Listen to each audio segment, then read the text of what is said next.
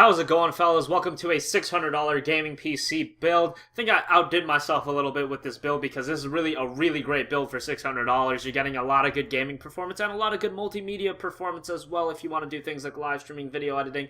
Let's get right into this build. For the CPU, like every budget end build, I'm using the AMD FX 6300 3.5 GHz 6-core processor for $108 at Super Blitz right now. A really great CPU.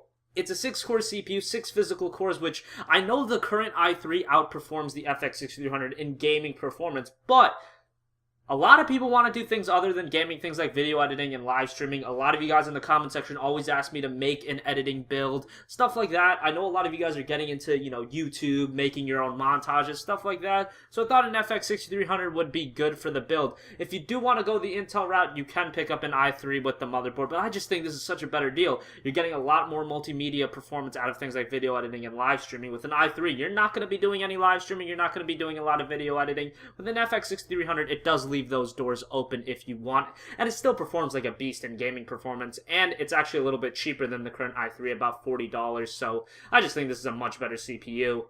And the current price of $109 is just way too much of a steal for me to pass up, so that's why I'm going with the FX 6300 in this build.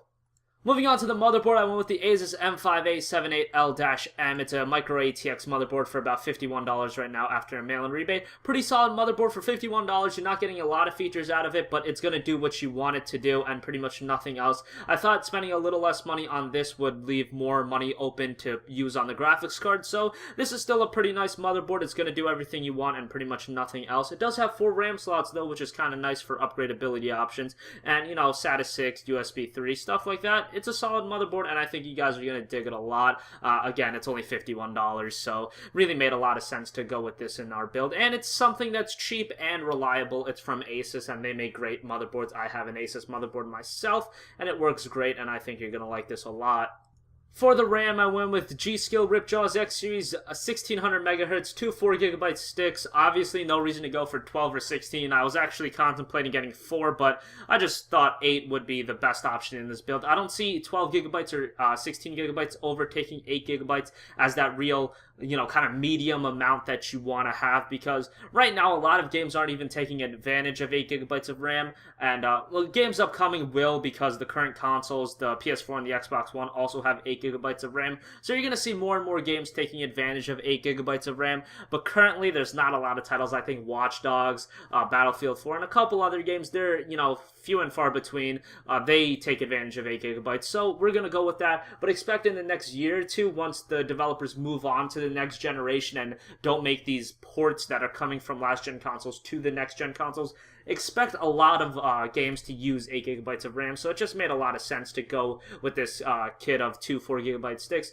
Also, the motherboard has 4 RAM slots, so if you do want, you can go for a 16GB configuration in the future if you so see fit, but that isn't going to be sometime in the near future because, like I said, 16GB right now just doesn't make a lot of sense if you're just a heavy gamer. If you're doing a lot of video editing and things like that, even then 8GB is fine. I mean, if you're doing a lot of video editing, 16 might come in handy, but again, that's something you can think about in the future, and definitely not in the near future. For the graphics card, this might shock some of you guys, went the NVIDIA route, got the Asus GeForce GTX 760, wanted to fit an R9 280X in this build, just was not possible. That's like a $280 graphics card. Had to settle with the GTX 760. You're getting a free copy of Watch Dogs right now if you pick this graphics card up from Asus. Watch Dogs, or as I like to call it, Stuttering Dogs. The game was a horrible PC port, but it's a decent game, and if it works, that's good for you. Hopefully they'll fix it up in the next couple of weeks a little bit more. There is a mod out that I've heard that fixes the game up a lot, but I have not tried it yet. So, but that's besides the point. The GeForce GTX 760 is a great GPU to run games at 1080p. If you do crank things up to 1440p, you're gonna have a little bit of problems, but at 1080p, this thing's an absolute monster. With 2GB of video buffer, you can run pretty much any title like BF4, Metro Last Light, Witcher 2 at max settings at really solid frame rates. We're talking 45 to 50, and then if you turn down like some of the anti-aliasing and stuff like that, you're gonna be getting a solid 60 frames per second. And yeah, like I said, free copy of Stuttering Dogs for $220. It's a solid deal in my opinion, and if you're a 1080p gamer, this is going to work fine, and if you're playing at a resolution lower than 1080p, this thing's absolutely going to have anything you throw at it for dinner, so, Great graphics card in my opinion. Getting a free game, $220, and I just think it's a all-around good deal. For the power supply, I went with an EVGA power supply this time around. An EVGA 500 watt 80 plus bronze certified power supply. Like always, the PC part picker link will be in the description, so you guys can just check that out. This is $35 and it's 500 watts, 80 plus bronze certified. Thought this was a fucking good deal. $35 for 500 watts. That is, I mean, EVGA power supplies, I typically did not look at them, but I saw this and I was like, wow, this is a really good deal. And I highly recommend it. It's 80 plus bronze certified, and EVGA, every product that I've ever gotten from EVGA has worked like a champ, so I don't see their power supplies being any different, so highly recommend this.